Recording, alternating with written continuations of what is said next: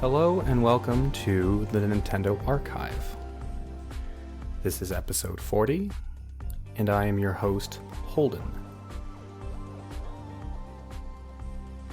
To go over what we have in store for episode 40,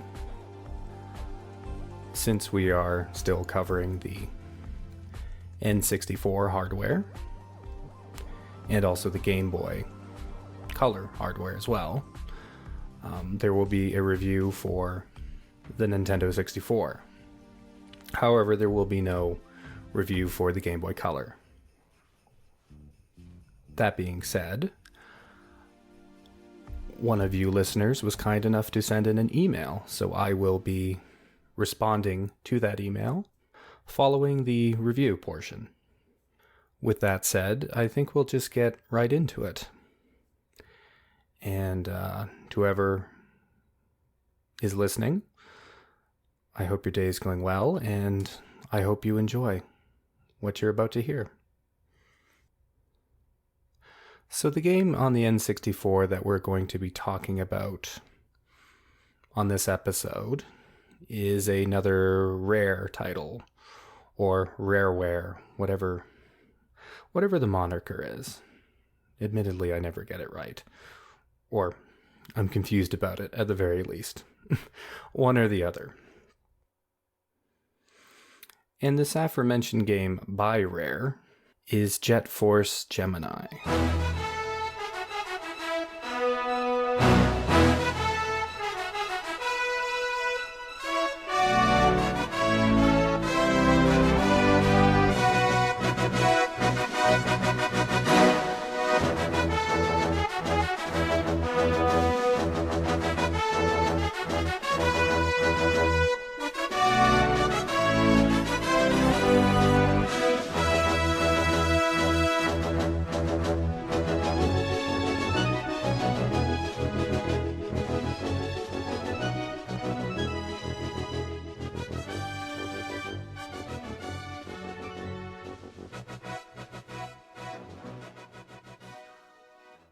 So, Jet Force Gemini.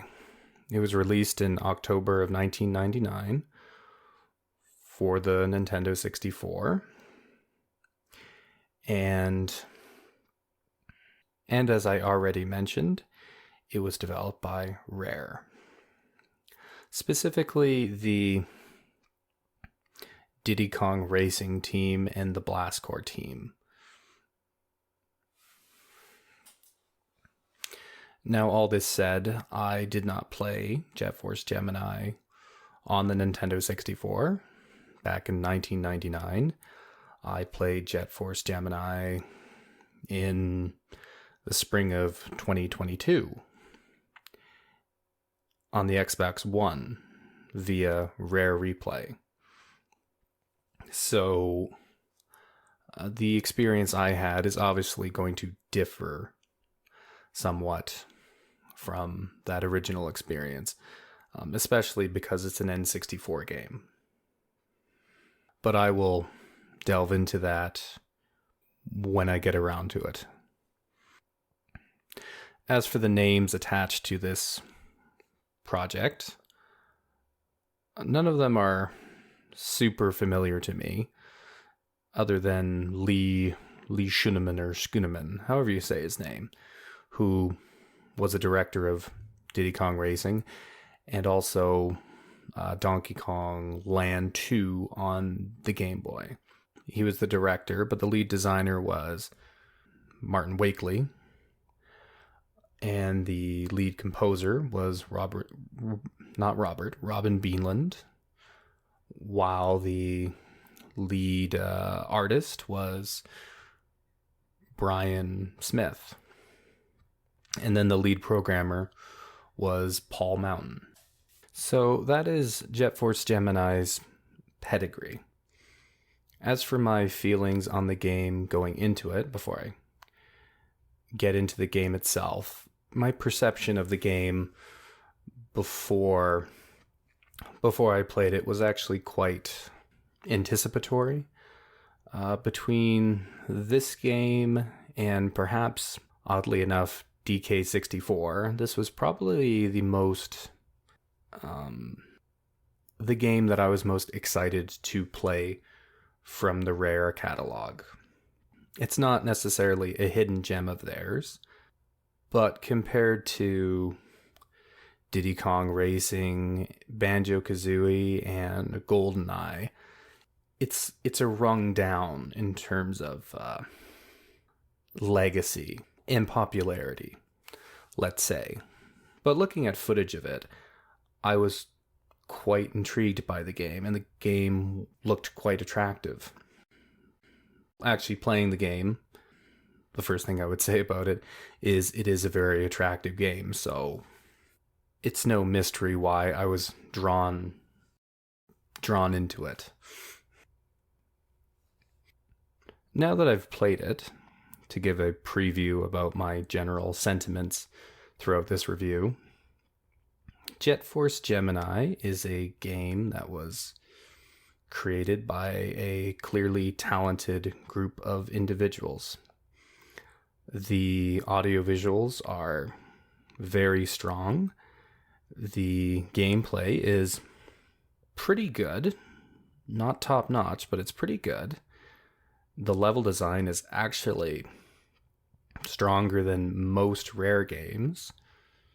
With the exception of maybe Banjo-Kazooie, it's probably the strongest I've seen.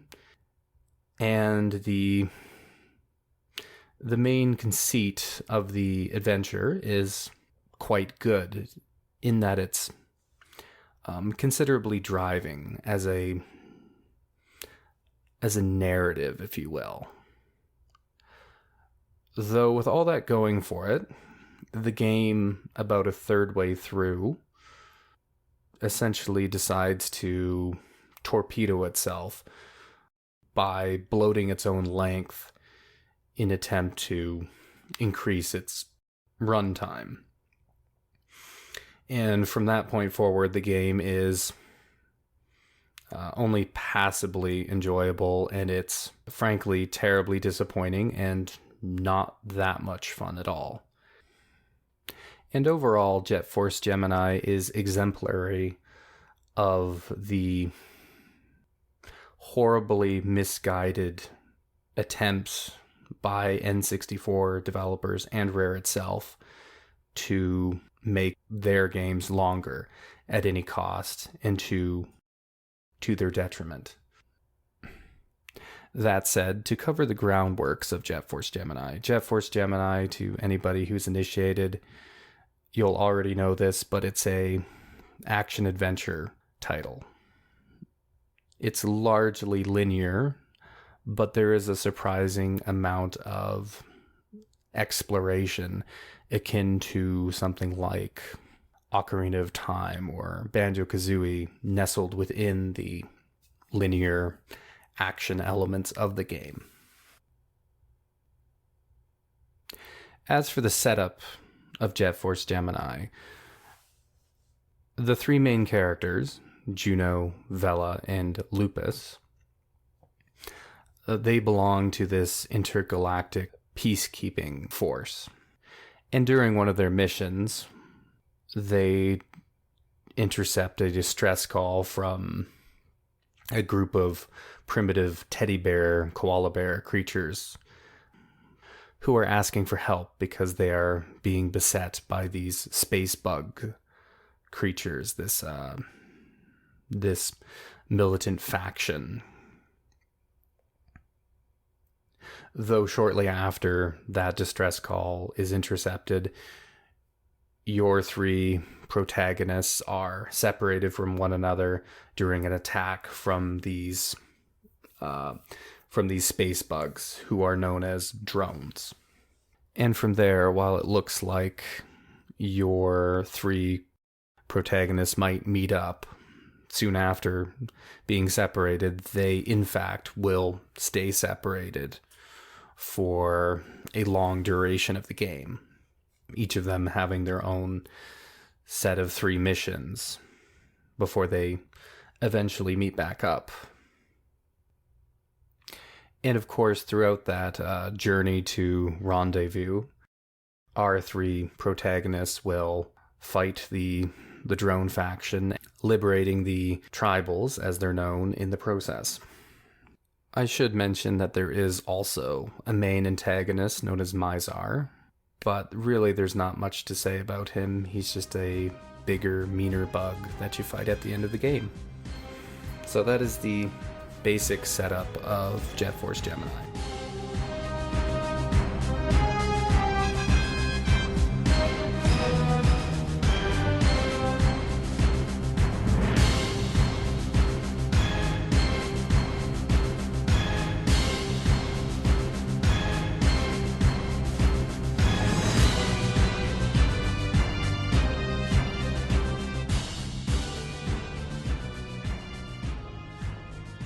For myself, I think that this is a really compelling setup.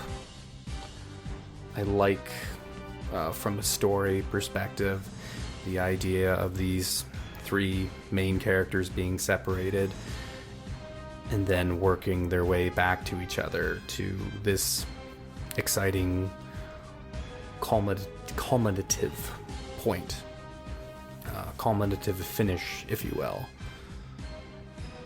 That's just an innately attractive proposition to me. For whatever reason, it instills a sense of drive in the narrative and a sense of danger, if you will, that you're all separated from one another. And as the player, you can play as whatever character you want, interchangeably, I believe, till you eventually meet up at the end of the game.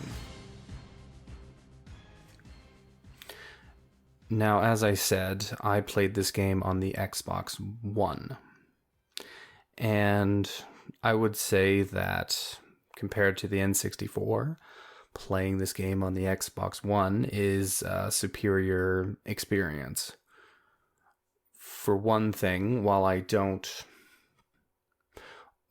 typically advise certain games designed at lower resolutions or with lower resolutions in mind, that is, to be played on higher resolution systems, in the case of Jet Force Gemini, it allows the bright colors of the visuals to pop better, whereas in the N64 game, it seemed a bit muddy and muddy. Like, there really wasn't a great draw distance.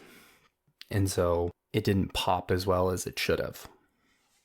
Also, while you are given a classical control scheme to play on the Xbox One, that's a terrible idea and you shouldn't do it. And you should just play with a modern setup, which allows you to use dual analogs. Of course, the N64 did not have dual analogs, and instead used a system that reviewers at the time labeled confusing. And while I didn't play with the N64 controller myself, the setup they went with on that original hardware actually makes quite a bit of sense to me, even if it's initially confusing. Basically, from the sounds of it, you move with the analog stick and you strafe with the left and right C buttons, though you also jump or crouch with the expected remaining C buttons, which does sound a bit weird to me, jumping with the upper C button. However, once you go into manual aiming, you can still move, but now your analog stick is commandeered into aiming, for lack of a better way to put it, whereas the C buttons are now for general movement. That switching around, again, it might confuse players initially, but since I've come off playing Turok 3 Shadow of Oblivion, I can say that this was a good choice on the developer's part, because playing Turok 3, I was always changing between the Turok, what would you call it, the Turok button layout and the more standardized GoldenEye button layout. And I disliked both of them. I disliked the Turok button layout because it made my movement worse. And I disliked the GoldenEye button layout because it made my aiming worse as I saw it. So the idea that when you're focusing on aiming, the analog stick is then commandeered for that primary purpose, while the peripheral purpose is designated to the C buttons. And then while you're moving around, the C buttons are used for maneuvers while the analog is used for general movement. I actually think that makes a lot of sense and is a good prioritization of your how would I say it? Well, it's a good prioritization. I'm struggling to find the words, but I think that toggling the analog sticks prioritization depending on what you're trying to do is a good decision with the N64 controller. Because I have found with these first-person shooters that I end up changing it minute to minute anyway. And I have to go into a menu to do that. So the fact that it's done for me in a quick way is, that's a smart decision. Would the game still be frustrating to control all the same? Probably. It's an N64 game. I really don't like aiming with that analog stick. But for myself, played it on the Xbox One, and it was really good. And the visuals were much clearer, and the colors really popped. But that was one of the main contentions of the game back in the day, though I think I would much prefer what they did with Jet Force Gemini than what they did with GoldenEye or Turok. Though that's, of course, very speculative on my part. But, controls aside, to talk about the general gameplay, one of the stronger elements of the gameplay is the weapons you get. You get a basic machine gun, which is quite satisfying to use. Probably one of my favorite machine guns in a game, just because of one, its look is pretty cool. It's essentially a 3-cylinder Gatling gun fitted onto a submachine gun frame. Watching it animate as it fires is pretty cool. There's a shotgun, which I never really got the hang of the shotgun. There's this pre-charging aspect to it. There's also lots of explosives. You get grenades, which have a big boom. You have a rocket launcher that fires 3 rockets at a time, and you have about 10 shots, or I don't think you reload at all in the game. So you just fire 3 rockets after 3 rockets. So that's a very powerful gun in the game. You have remote control mines. You have throwing batarangs or whatever they are, for lack of a better word, that are pretty cool, and they stick into walls. They're kind of useless, but it's another weapon. And you also have a missile launcher that locks on to enemies that's pretty overpowered, and that might be all the big ones. There's also a sniper rifle, which is useful at times, and I think the weapons, while not too surprising, with some exceptions, they are satisfying to use, quite satisfying to use. As I said, I really enjoy that machine gun. And the enemies that you fight, well, I wouldn't say the encounter design is up to the snuff of Halo 1 through 3, because that is my ideal for counter design. It's still pretty solid.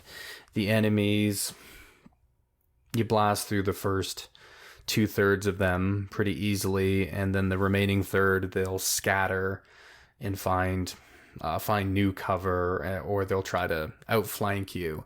And the AI is actually pretty good compared to anything I've seen on the N64 yet, like GoldenEye or Perfect Dark.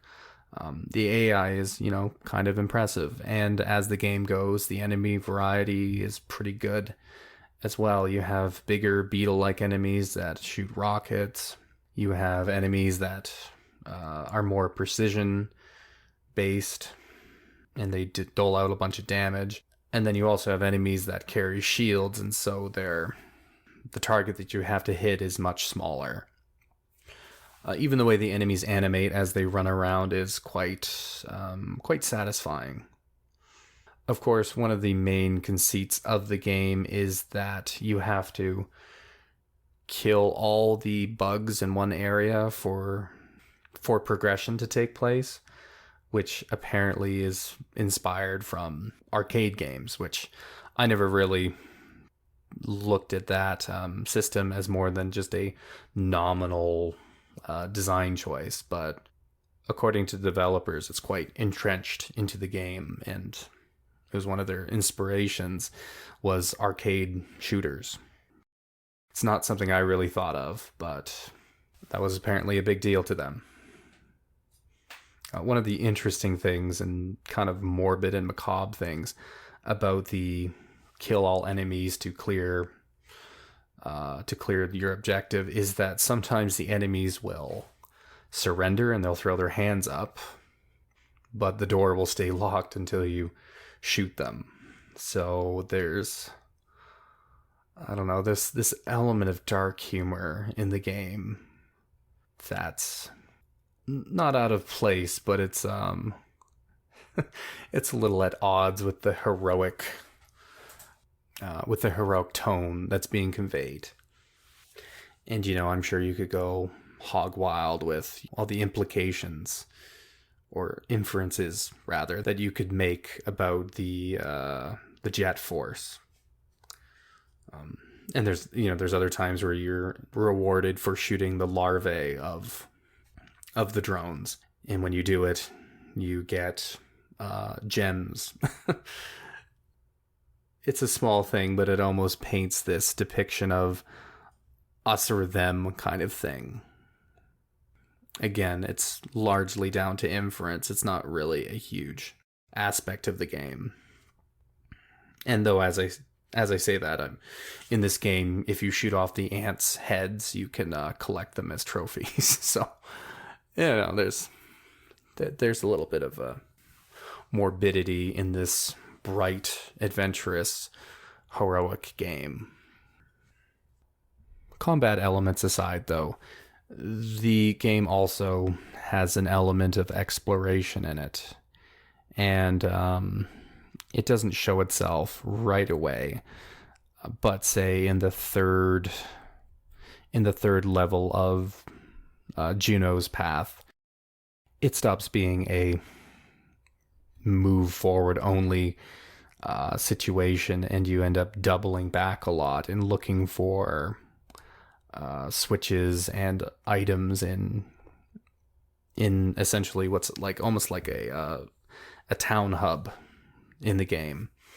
And you can even see underwater passageways that you can't get into that would indicate Metroid-like elements. And at the time I had not determined all the powers of each character, though I think it's laid out in the menus.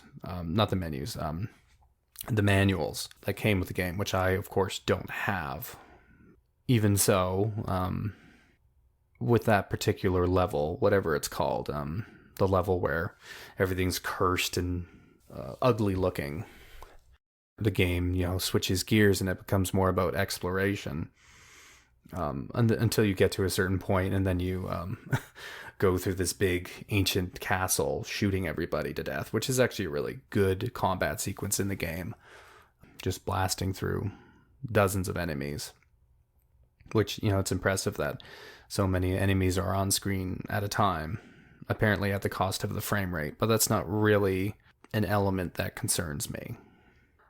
And then throughout the other missions with the other Gemini or Jet Force protagonists, there will be this interplay between exploration and combat.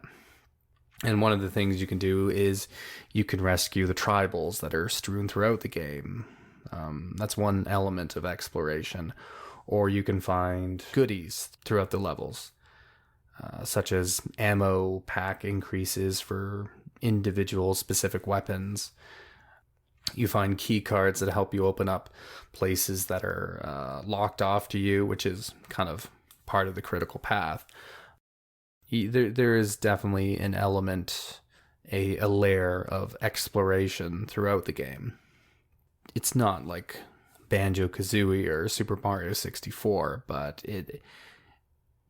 it's certainly something. And the good thing that they do in the game is that they make each of the planets you visit quite memorable and interesting. So when exploration does take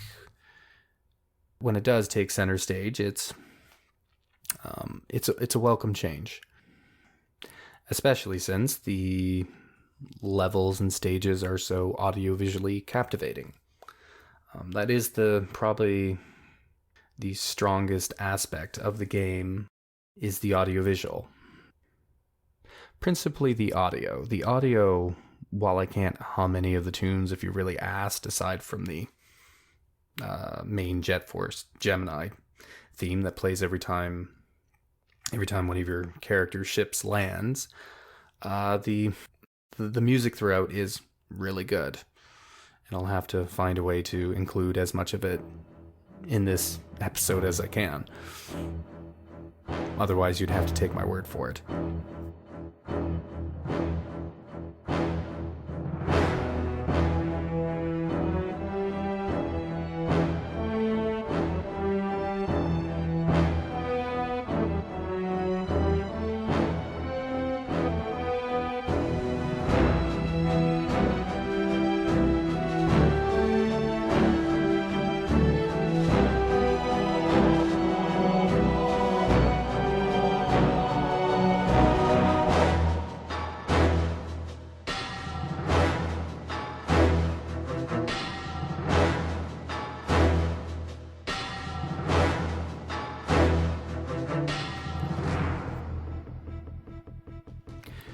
As for the visuals, to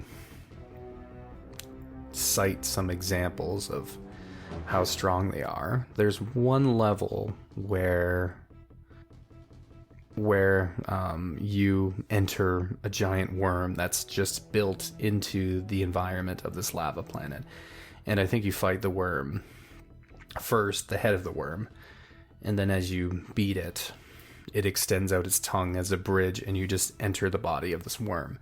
And at one point, you can leave the body of the worm through the side, through what appears to be these gill slits, to look around in the lava waste that the worm lives in. And it's quite a bit of creative level design. And also outlandish, but mostly creative, that you're traveling through the body of a giant worm and can even leave it in places where it's anatomically sensible that you would leave out through a worm. And of course you finally leave out through the worm's back end and fight a boss. Another level has you on this mining planet, and it's at nighttime, and so you have the starry sky above, though I think it's almost bluish in its hue. And down below the planet you're on, it's this big, empty, astral field. And the field is, there's nothing really going on in it. It's essentially just a big celestial blue bowl. I'm not sure if this is Ichor or Ichor or some other planet, but it's particularly striking, especially that there's nothing really going on. It's just a beautiful visage.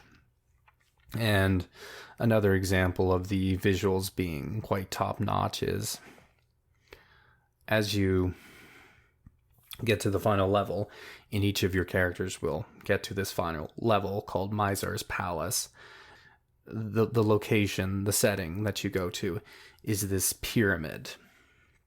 a flat-topped pyramid. And in front of the pyramid is this courtyard that is made up of these reflective tiles. A really big courtyard. And when you start the level, you'll maybe have half a dozen, enemies firing at you across this long courtyard that you run across towards this pyramid. And the tiles of this courtyard are very reflective. So as you're approaching this pyramid, you have the inverted image of it being displayed on this large surface in front of you. It's not groundbreaking, but it's just a very good low-hanging fruit visual that looks great. So those are my examples of where the game looks particularly striking. And just throughout the game is generally very attractive. The skyboxes are really nice looking in that crude Nintendo 64 way. And overall, the game is probably one of the best looking N64 titles. Granted, within that graphical paradigm that is the N64. Give it 10 minutes, you'll ignore the crudeness of the character models, the stretched out textures, and I think you'll be quite enthralled with the visuals. And the music, in addition to it being good compositions, the arrangements are also surprisingly really high quality. And in addition to the high quality, the music is very grandiose in a way that drives the experience forward. Very Star Wars-like, very classical sci-fi in its composition and arrangement. So, yeah, that's probably the strongest aspect of the game. And as part of the presentation, the animations are also quite good looking. I particularly like the dog character, Lupus. The way he moves around as a dog would, while the gun that you have equipped moves around, swivels about on his back. It's really a good looking animation for a dog character, and I would say that's as far as animation goes, seeing that character animate is quite entertaining. So kudos to Brian Smith, the lead artist on this game. The game looks great. It still looks great. And kudos to Robin Beanland, because the music is really, really strong. I can't hum it, but it's really great, and I'll have to make sure to include some samples throughout the episode.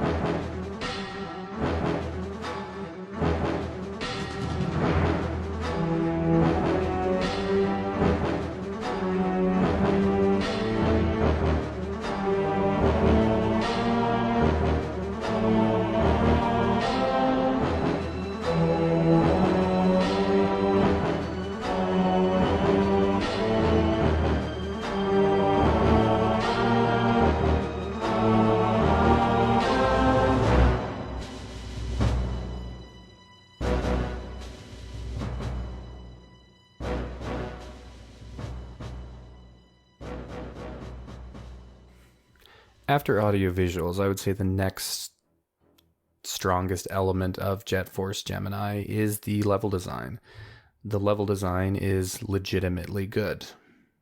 It's held up really well. It's not too easy and straightforward, and it's not frustratingly opaque in the way that games like GoldenEye and Perfect Dark were. I mean, Perfect Dark and GoldenEye, they're Level design is essentially a lack of level design, as far as I'm concerned, for large swaths of those games. But in Jet Force Gemini, the levels are designed near flawlessly. There's a few hang-ups I have later on in the game, but even some of the harder parts of the game where I got stuck, they were actually really well designed. And though I got stuck in them, it's not a bad thing to get stuck in a game.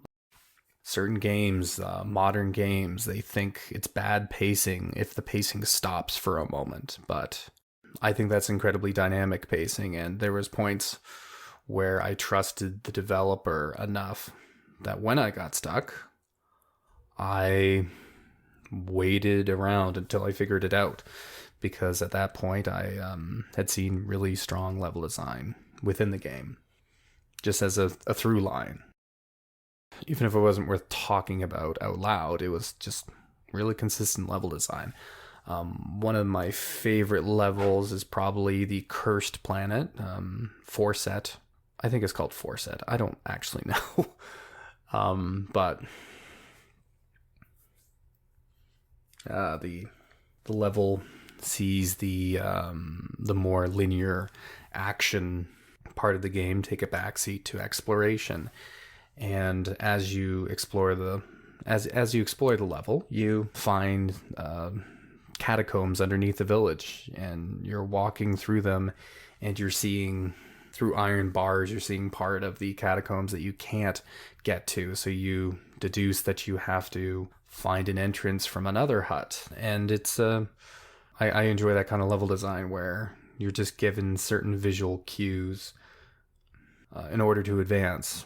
Or there's a locked, it's like a chapel, but I think it's locked from the outside. So you have to use your platforming in the game to get up on the roof and enter from the top somehow. I might be a little off on that, but something like that occurs. In addition to the exploration nestled within the game's design, I also enjoy the platforming challenge that's been baked in. I don't know if that's a popular opinion, and the movement of the game isn't perfect, but there's enough forgiveness for the most part that the platforming does its job, and it instills some variety within the greater design of the game. So I like that it's in there. There's certain points where they create intricacy in the design because the platforming's there. Like there's one place where you'll cross a chasm, like a chasm as in like there's the void of space is beneath you, and you'll cross it on a floating platform. But then later you will be walking atop catwalks that are a level above, being very diligent to not fall off as enemies fire at you. And there's some more complicated platforming challenges aside, some of which are actually really quite vicious, but I enjoy the variety within that. Beyond just the solid level design, as you're going through the levels, the visual design is constantly changing so that you'll enjoy the places you're in. The spaceships in the game are really quite striking. The one spaceship, the Semet, maybe? I don't know if that's what it's called, but we'll call it that.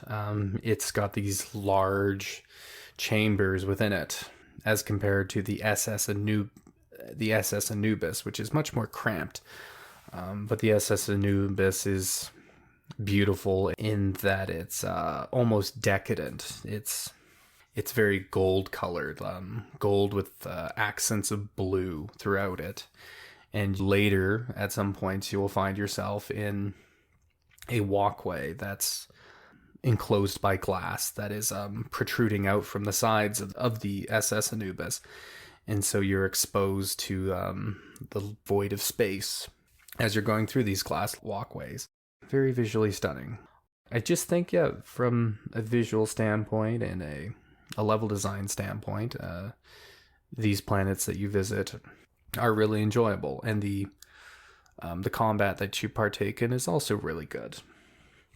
And the structure of the game, each of your three characters getting split up. That's a compelling conceit. And then as you get to the end of the game, when you all merge together at the same place to fight the big bad, at this point I'm having a really good time with the game. I'm really enjoying it.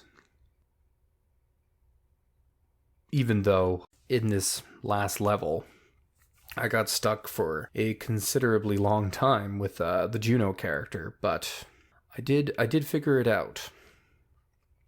One of the things I didn't know about Juno, and I assume it's in the manual, is that he's fire resistant. And I was like, oh, I did not know that. How was I supposed to know that? Unless it's in the manual. And I only figured it out because I figured maybe I could brute force through a lake of lava as him just to progress forward. Up until that point, I was at a dead end. So luckily, he's resistant to lava.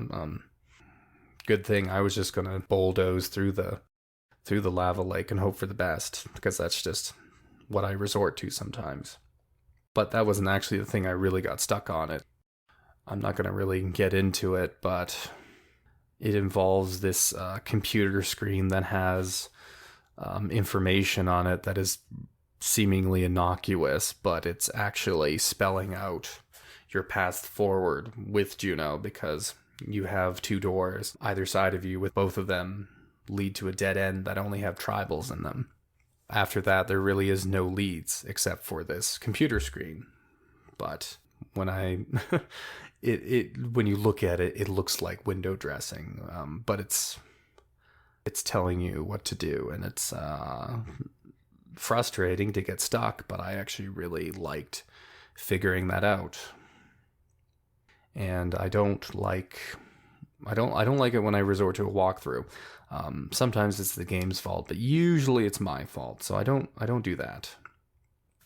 But once all your three characters are reunited, you have this culminative point where you take on the final boss, and that's all very well and good.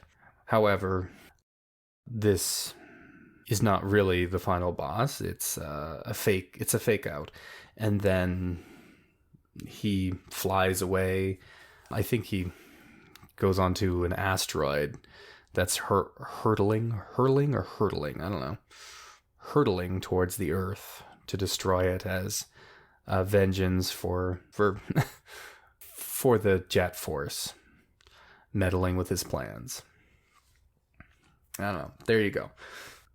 And in order to stop him, you have to collect 12 parts of a spaceship that will be fast enough to catch this comet or asteroid, whatever it is. I don't know. So you have to you have to gather these 12 pieces of a spaceship.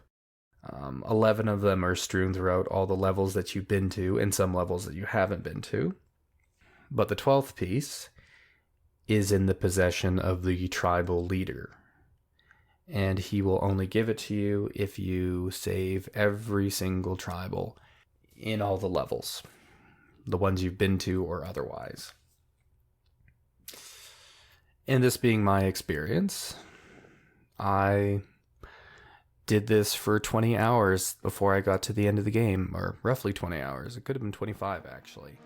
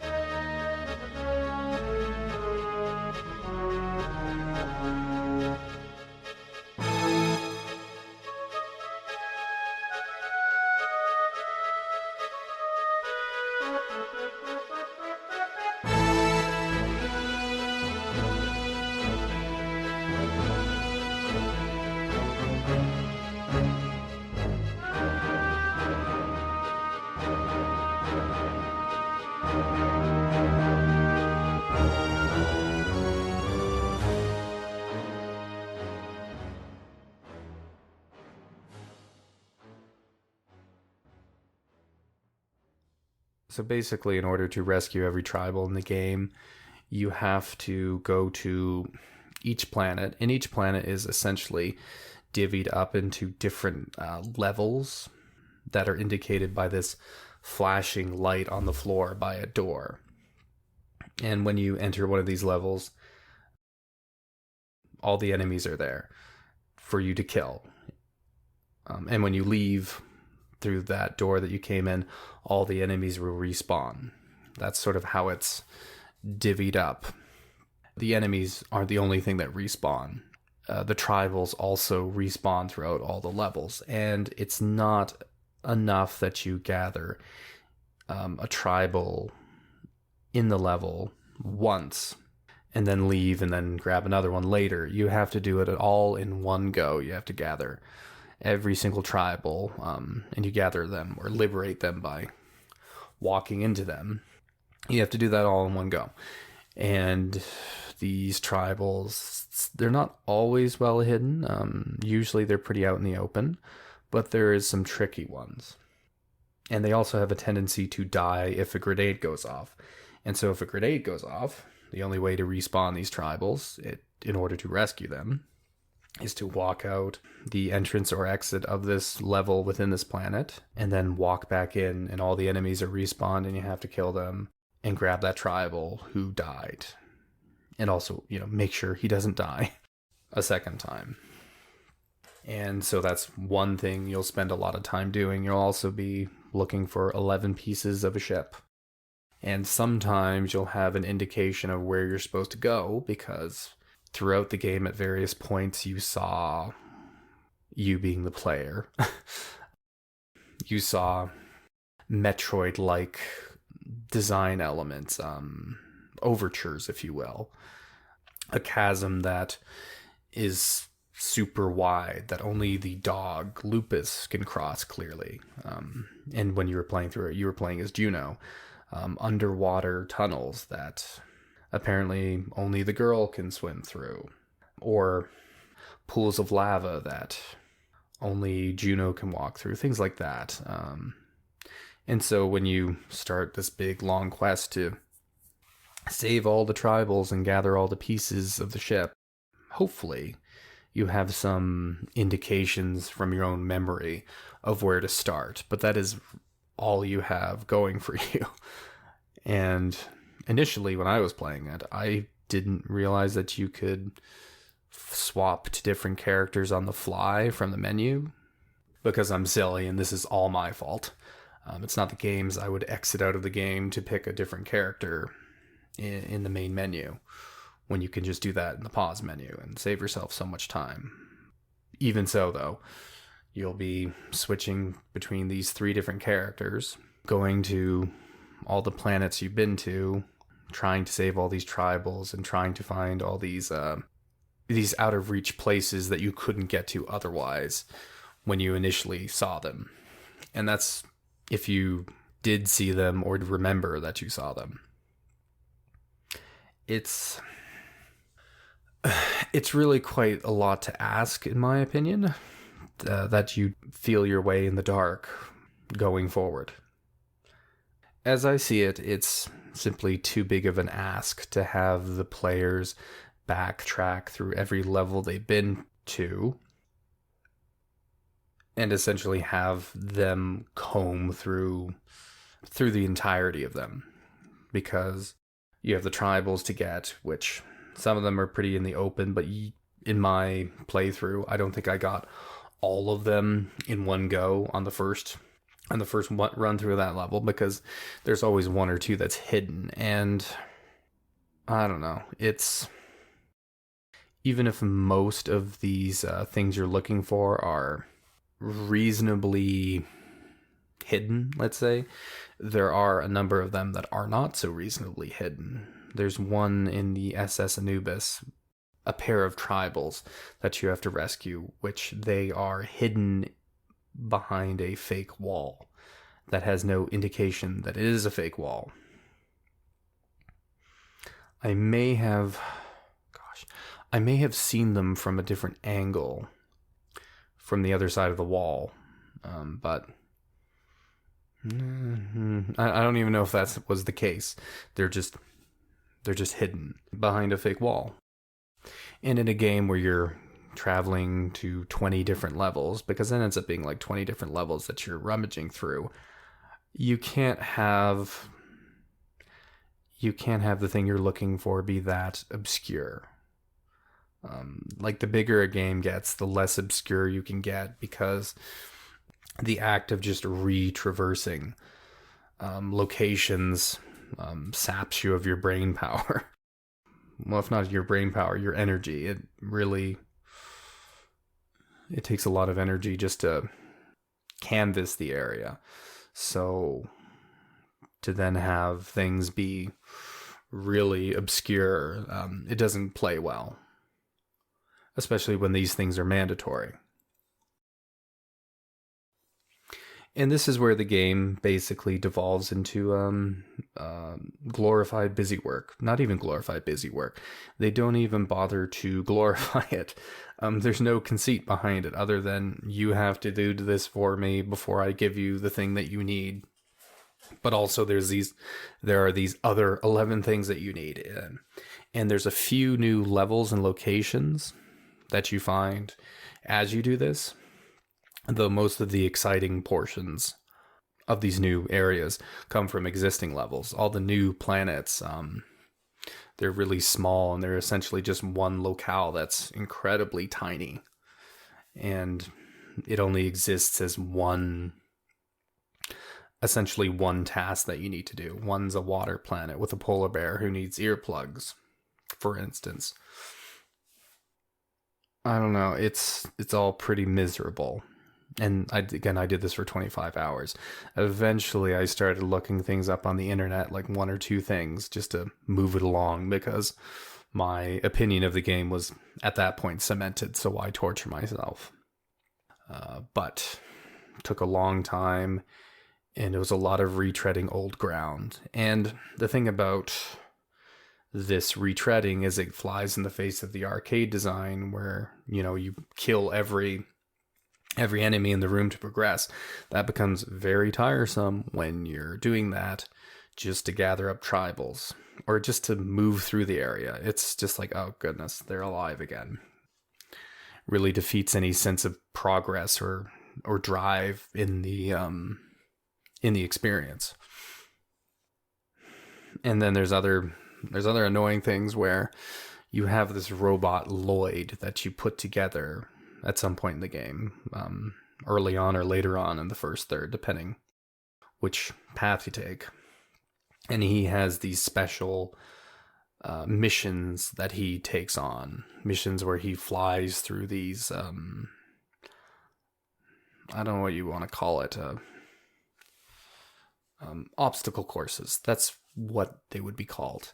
And there's maybe 5 of them, and you really don't get anything but high scores for doing it, except in the one case where you do have to do it to get the earplugs for the polar bear.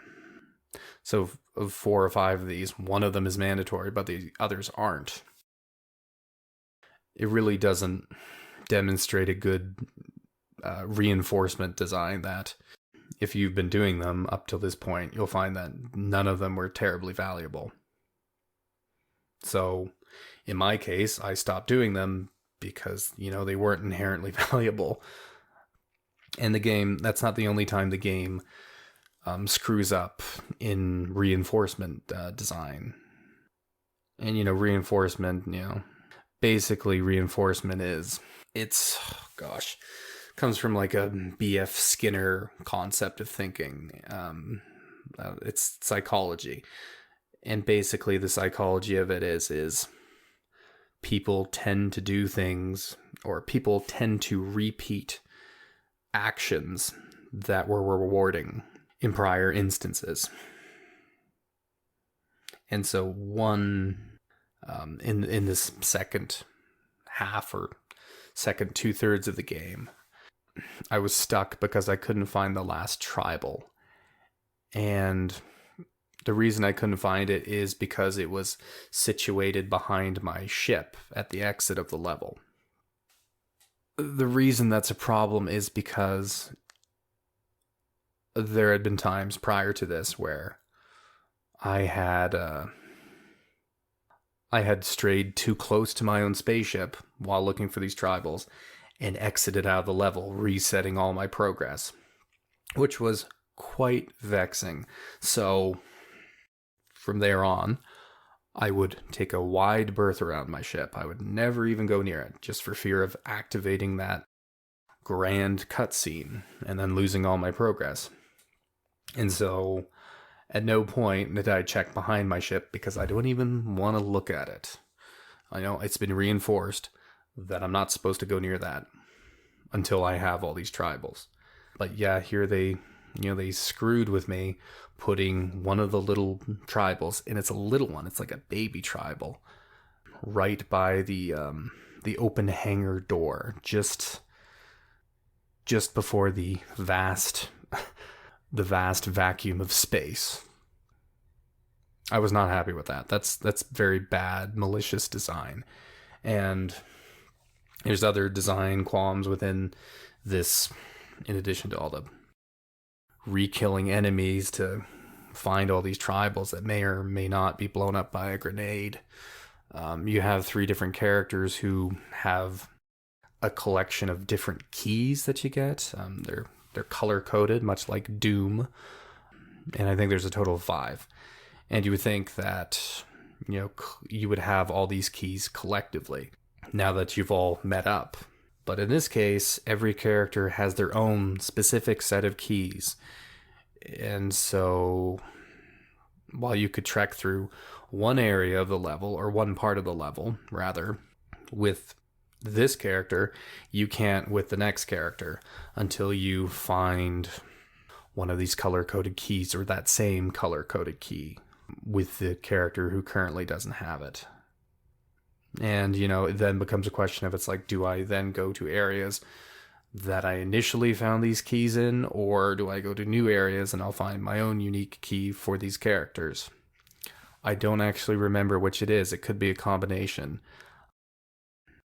All this stuff, you add it together, you're just looking for needles in a haystack at this point. And, you make mistakes, and even if it's a very simple mistake, and it's not actually terribly hard to find the thing you're looking for, it is when you're looking through 20 different levels for 10 different things that you have to get 8 of those 10 different things all on the same go, while taking wide steps around your own spaceship so you don't exit out accidentally.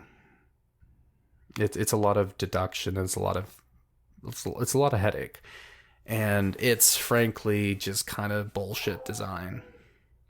It's no good.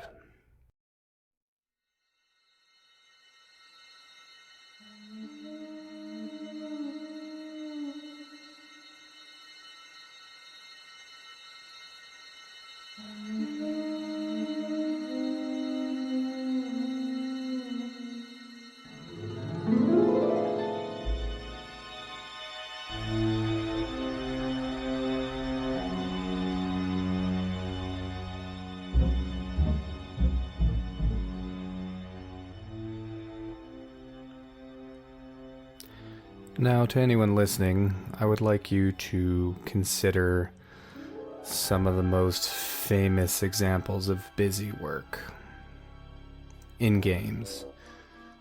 The Triforce hunt in Wind Waker, the artifact hunt in Metroid Prime, the last quarter of Skyward Sword. Well, almost all of Skyward Sword, really, but the bug hunt in Twilight Princess.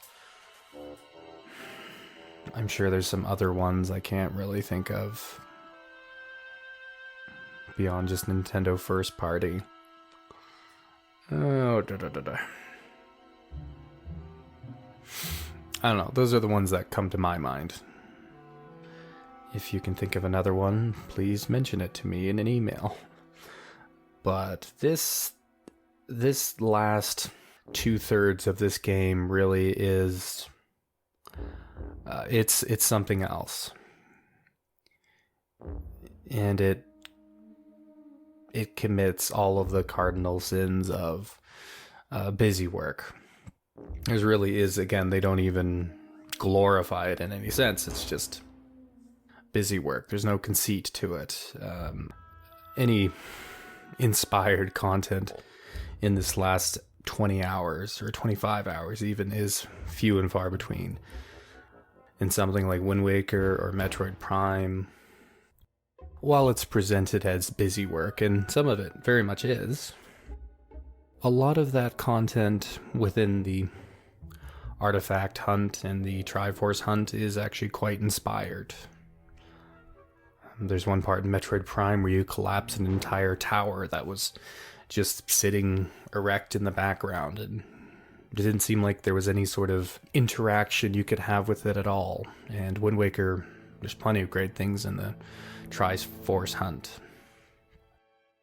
like the ghost ship, for instance. But this is all pretty much bullshit, busy work. It's not exciting, it's confusing, it's directionless, it's sometimes devious, and it's really no good. I suppose I should thank the developers that they put all of the bad on the back end of the game, and they kind of start off with all the good being at the front.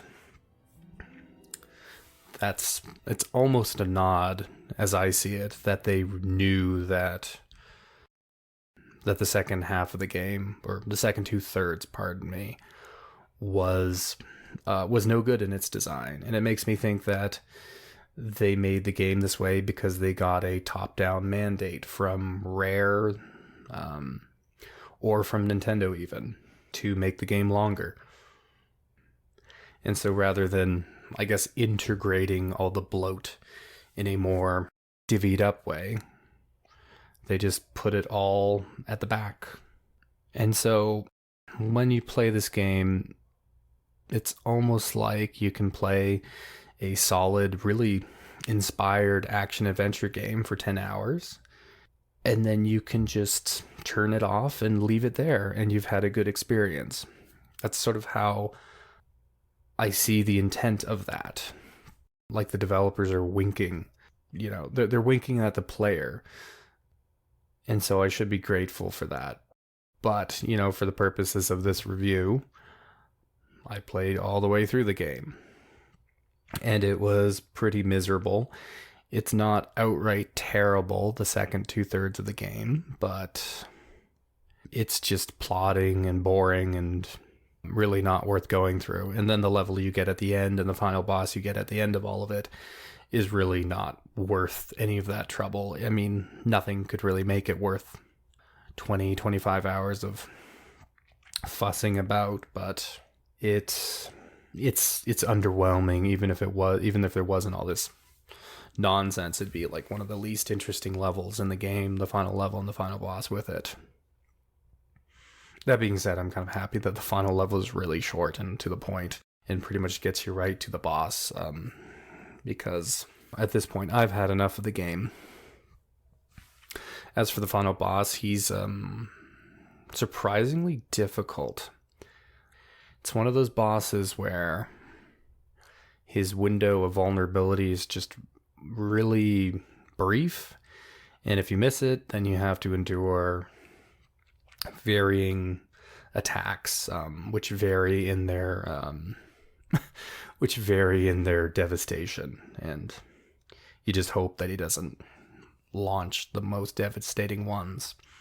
And I did mention this about the bosses. It's not a big deal, but all the bosses are odd in that they take place in a gallery format, for lack of a better word, like a shooting gallery, where the rest of the game is free roaming, and the boss fights, you are stuck on essentially one screen where you can move left and right and do your basic maneuvers, your rolls and your jumps, but you can't move forward or backward. And the bosses will just move in and out towards you at fixed intervals. It works for one of the bosses, but the rest of it seems like an odd departure. I don't know if I hate it, but I don't love it. And the final boss is the exact same as that. So that is how it goes.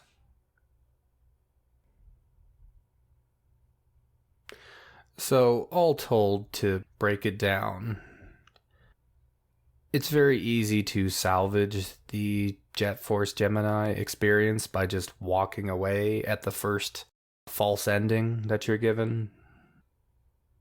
And, doing that, you'll have had a good time. And it's a shorter game in that case, maybe 9-10 hours, but very enjoyable and very creative. Still, though, it's a shame that they,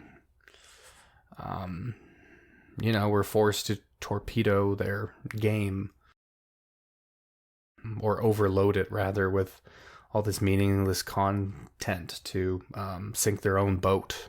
It's probably a better analogy. And I don't know.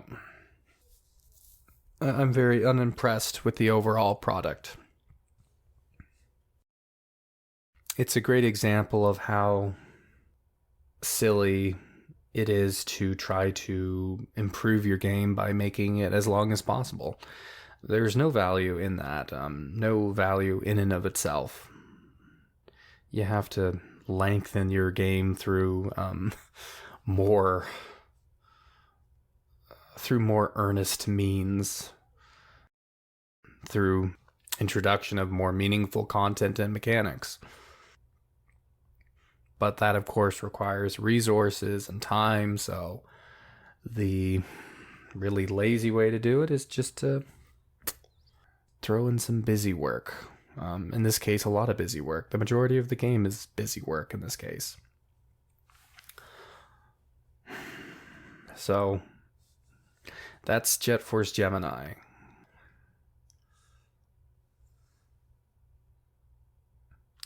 As for what score to give it, I have it pretty settled that it's a 6 out of 10 game.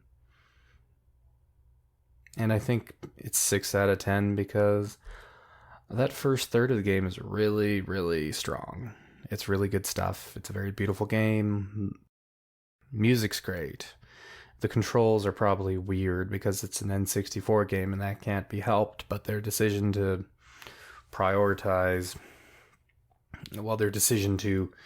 make different things a priority depending on what you're doing is a really admirable one. The level design is legitimately good by today's standards, especially compared to GoldenEye and Perfect Dark and other games like that. Games like The World Is Not Enough. It's really great level design. Well, maybe not really great, but it's good. Certainly.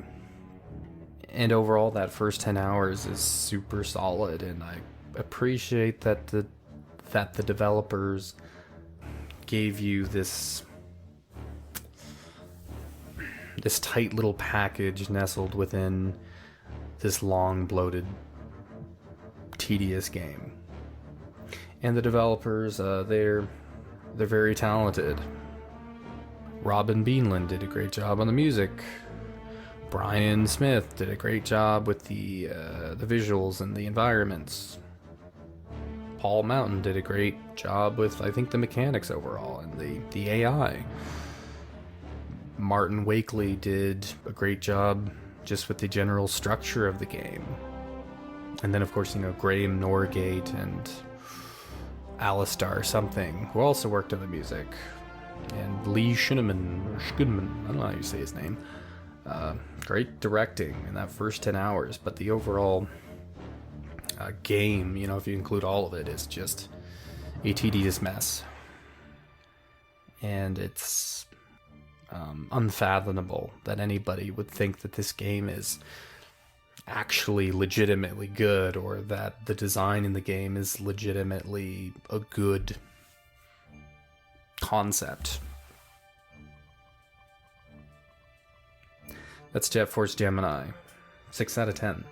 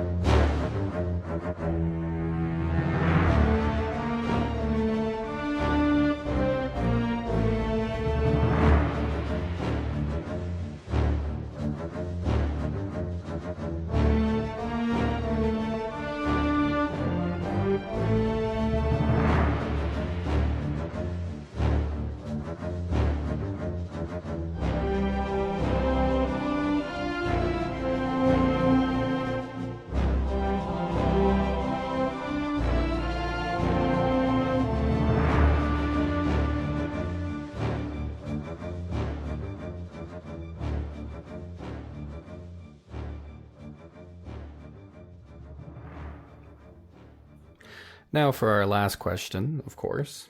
Where does Jet Force Gemini rank among the other N64 titles?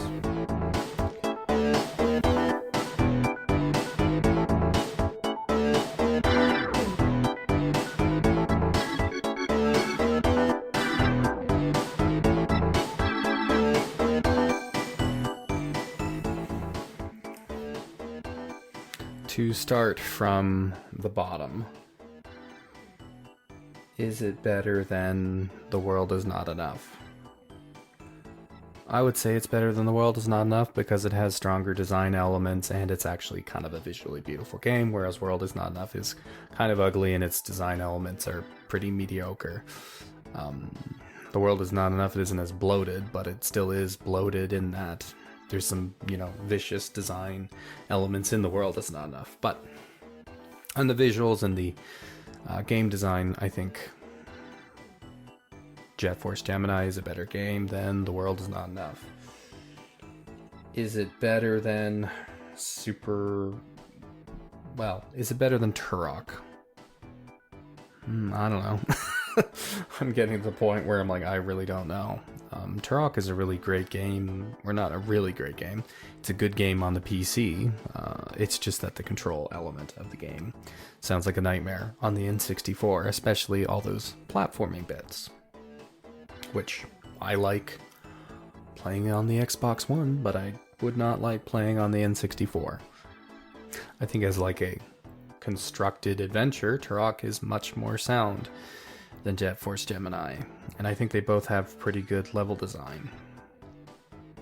But I think, I'm going to say it's Jet Force Gemini because I think their decision to do what they did with the controls, changing what the analog stick does depending on the context of what you're doing, was a smart one. And I would use Turok as the example why it's a smart one. So, Jet Force Gemini is better than Turok. Is it better than Super Mario Party 2? I mean, in a real sense, maybe not. But as far as like construction of a game product goes, it's better. So it's better than Super Mario Party 2. I'll just say it like that. Is it better than DK64? Honestly, I'd like to give DK64 the go-ahead over Jet Force Gemini. But both games are almost similar in how I feel about them, how my feelings about them progressed, rather, not necessarily how I feel about them. I initially enjoyed both of them, though I think I enjoyed DK for a longer period of time. And then I stopped enjoying them, but I stopped enjoying DK64 for a longer period of time. But DK64 was like a 50-hour game, and Jet Force Gemini was closer to 35, maybe. But somehow DK64 it's more pleasant than Jet Force Gemini, even though I don't think Jet Force Gemini is it's not truly awful throughout that 25 hours of collecting tribals and ship parts. It's just tedious. As for both games, I enjoy their vibes and music quite a bit. I think I'm going to give it to Jet Force Gemini over DK64. Simply for the fact that Jet Force Gemini actually demonstrates good game design, even if it eventually squanders it. Whereas DK64, the conceit that it had was never any good from the get-go. That being said, these games have quite a few similarities to think about. So, to go through the ranking, at number 1 we have Ocarina of Time. At number 2 we have Banjo-Kazooie. At number 3, Diddy Kong Racing. At number 4, Star Fox 64. At number 5, Rogue Squadron. At number 6, Wave Race 64. Again, those two are pretty much neck and neck.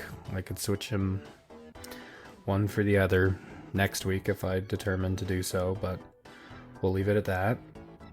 Then we have Smash Brothers 64 at number 7. Pod Racer, as I'm calling it instead of its actual name, at number 8.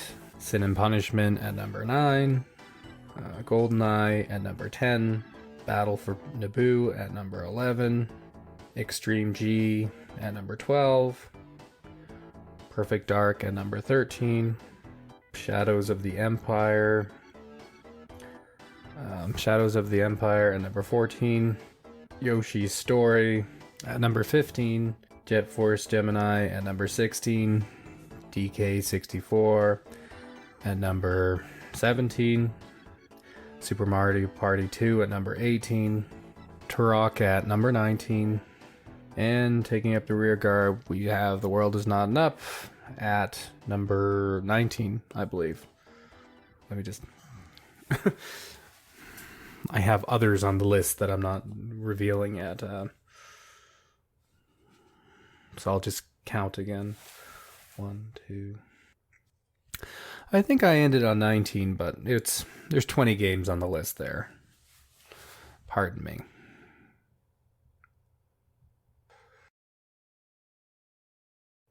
So that will conclude our review for Jet Force Gemini. And we'll go to break. And when we return, it will be email time. So look forward to that.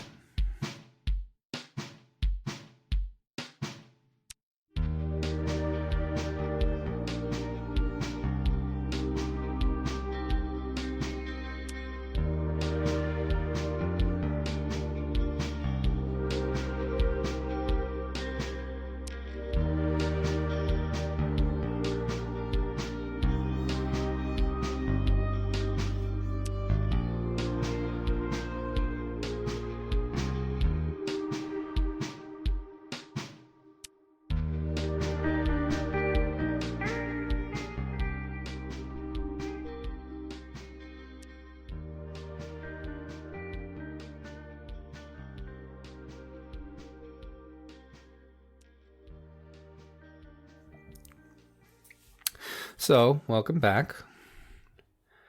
As I stated earlier, this is listener question time.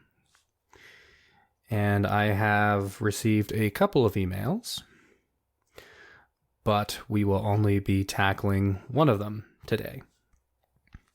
So, getting right to it, Gareth writes, I had some thoughts about the Ocarina of Time episode I thought you might find interesting.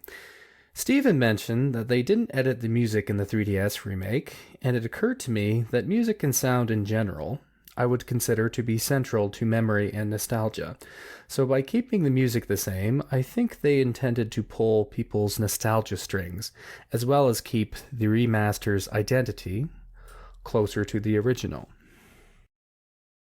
I also thought I might be able to pinpoint your issues with the game, as I think I have the same feeling playing it.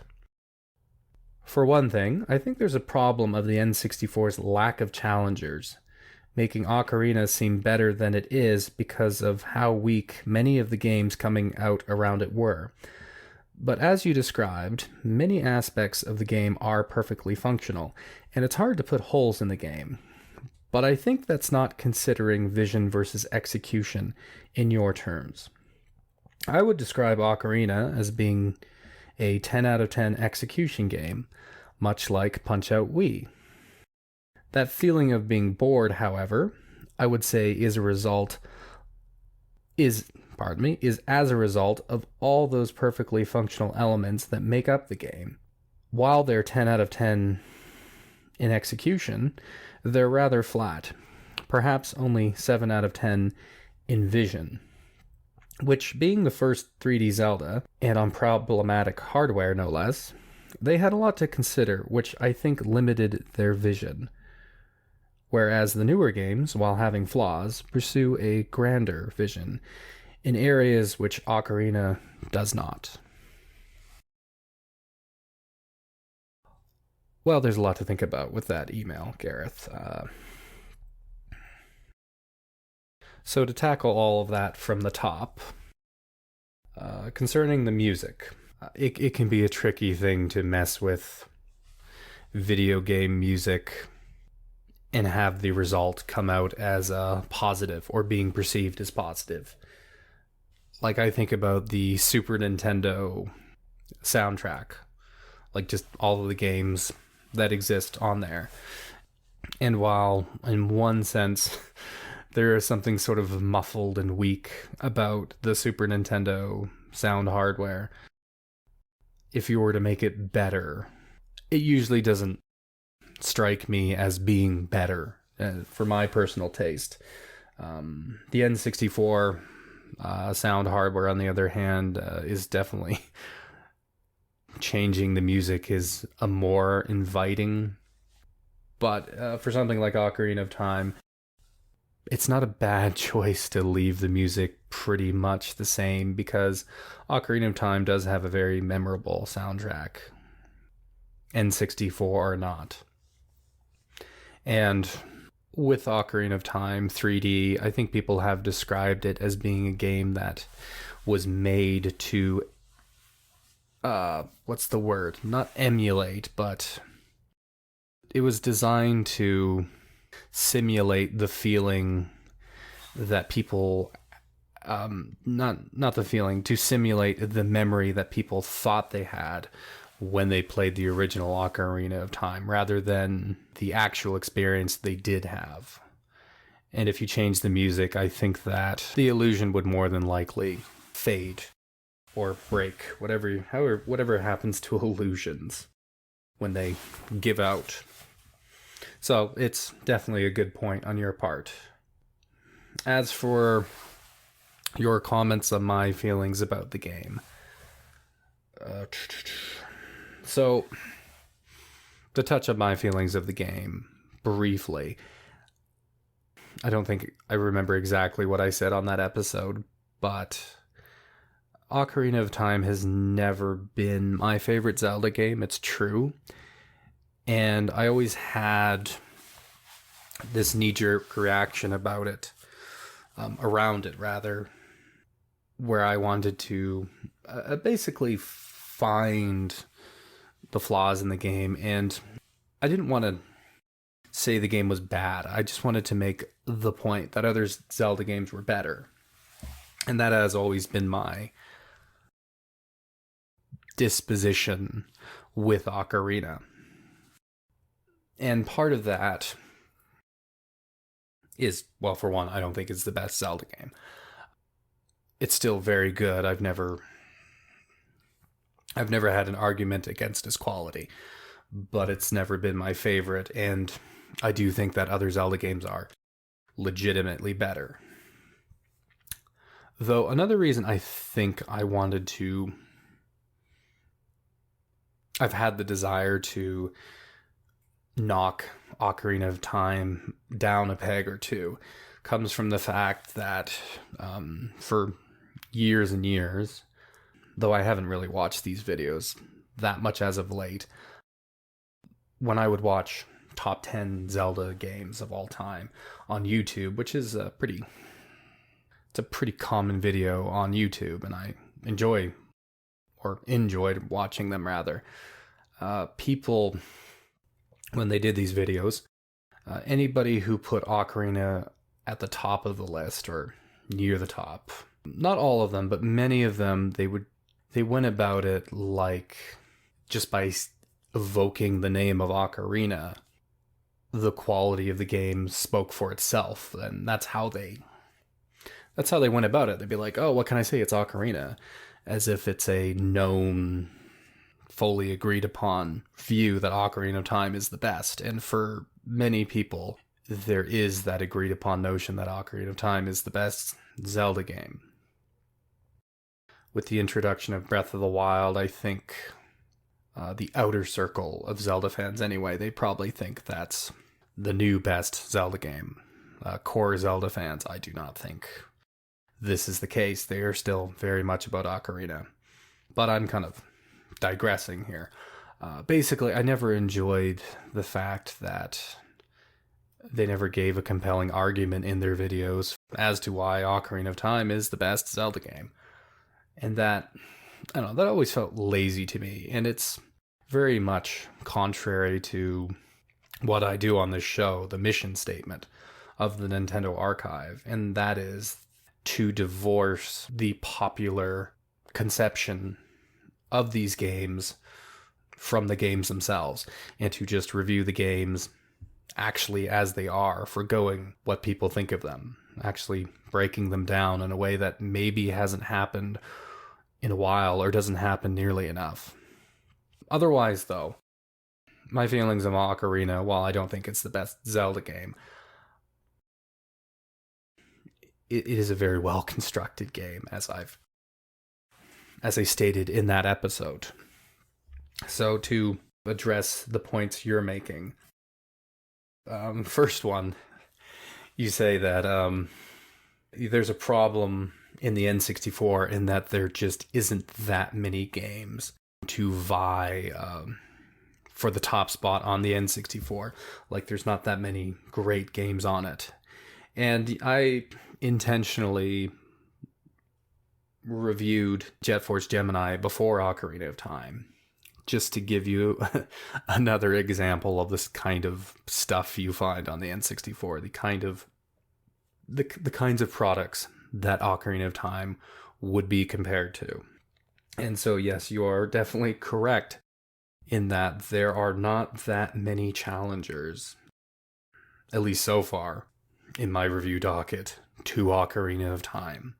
And when you play Ocarina of Time in either close succession or precession to some of these games like Jet Force Gemini or DK64 or Perfect Dark, or even the better games like Rogue Squadron, it makes Ocarina of Time, like, when I played it, it feels like a beacon on a hill playing Ocarina of Time, because there really is no immediate flaws with it in nominal comparison. People's harping on the water temple is very unjustified, in my opinion. And, not even my opinion. I think it's just unjustified. That's a perfectly solid thing. Whereas these other games, everything I mentioned about Jet Force Gemini, or those missions in Rogue Squadron like Raid on Zoltest and Revenge of Moth Iriden, they seem so either flawed or vicious in comparison to Ocarina of Time's design, which is just, it feels so modern by comparison. And I remember being younger, being about 20, and I turned on Ocarina of Time because it turns out I had it in my possession, and I didn't realize that. But I thought because it was an older game, I would need a walkthrough, so I opened up a walkthrough on my laptop because I was convinced that old games were just so dense and unfair. And, to not come full circle, but to be where I am now, where playing Ocarina of Time, it just feels like an experience made to be enjoyed. It's not the easiest game, and I think the difficulty is actually quite well balanced in Ocarina of Time. They do ask something of the player, but yes, to your point, by comparison, Ocarina of Time it shines all the more brightly, let's say. That being said, even without those comparisons, those recent comparisons to the rest of the N64 library, I always thought Ocarina of Time's design was very, very solid. Yes, there is playing Ocarina of Time in the context of other N64 games. It does do the game favors. Not to a great extent necessarily, but certainly to an extent. Moving on from that, you're saying that I described many aspects of the game as perfectly functional. I don't know how far I got into it. The combat is definitely something I described as functional, and the Z targeting as functional too. This is true. And other things, maybe I mentioned it, I think I touched on it in the review. I find the puzzles in the game, well, they're more than functional. The puzzles are actually pretty good. But in most cases, or in a lot of cases, I don't want to quantify it too much, they are kind of just checking the boxes with them, with some of the block pushing puzzles, though there often is some twist to it. And yes, I also, going from there, it's hard to put holes in the game, but I think that's not considering vision versus execution in your terms. It is hard to... The game's, yes, very well put together. I would describe Ocarina as being a 10 out of 10 execution game, much like Punch-Out Wii. They're very different games, but that's I understand your point in terms of how they execute. I would say Punch-Out Wii is, of course, a little tighter. There's really no fluff, but again, I understand your point. It's not incorrect. But overall, yeah, the elements in the game there are certain elements that you, Gareth, are considering flat. And as the later games, as the series progressed into later games, they pursued grander visions. But anyway, so as to not reiterate the entirety of the email, the general notion that you're putting forth, as I see it, is that Ocarina of Time is while a tightly designed game, is smaller in its scope than other games in the series as the series progressed. Now, I've sent emails to podcasts before, and the people reading them, they made inferences from my emails that were never intended, and they made a point about certain things that were never things I was talking about. So if at any point I do that, please reach out and reconcile that with me, so I'm not making a mistake in my interpretation of your email. That said, I'm going to assume the later games that you're talking about in the Zelda series are probably, I would call them the Eiji Aonuma games, the ones directed by him, that being Majora's Mask, Wind Waker, and Twilight Princess. You could also be talking about Skyward Sword, and if you are, there's certainly some positive comparison in Skyward Sword's favor to Ocarina of Time, but that would be more of a losing battle on your part if you were, as I see it, by my estimation. So I'm going to assume that you're not talking about Skyward Sword so much. And you may be talking about Breath of the Wild as well, which is a lot of games to compare Ocarina of Time to. And it, if you're fine hearing me suss that out, I assume you are.